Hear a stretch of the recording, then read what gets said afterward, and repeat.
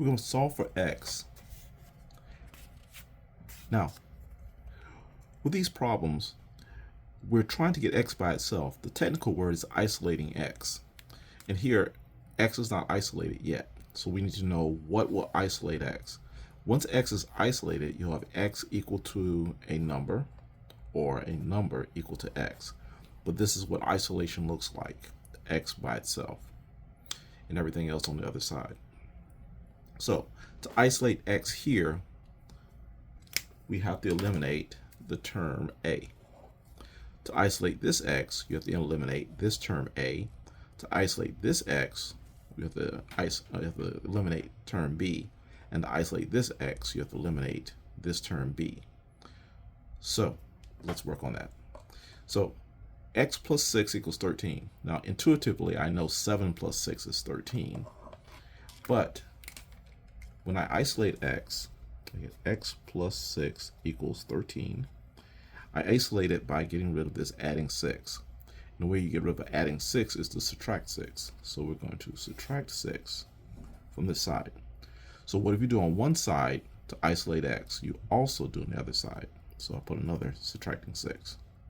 So the x comes down. These two cancel. The equals comes down. And different sides are going to subtract. So I'm going to get 7, positive 7 here. And I'm done.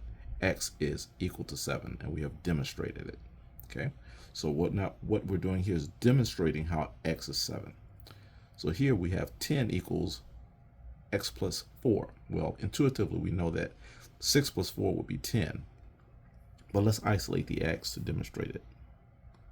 So 10 equals x plus 4. And we want to isolate x by getting rid of the 4 here. So you get rid of adding 4 by using a subtracting 4. And what we do on one side of the equal sign, you repeat that on the other side of the equal sign. So negative 4 here. So when you combine these two, different signs subtract, we're going to get 6.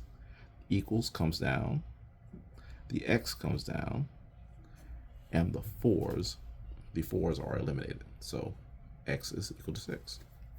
Okay, next we have x minus 4 is equal to 10.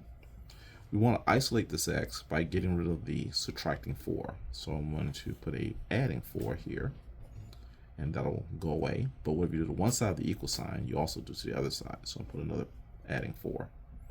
So the x comes down. These are eliminated. The equals comes down. And same signs are going to add. So we're going to get 14. And bigger sign wins. So that's positive 14.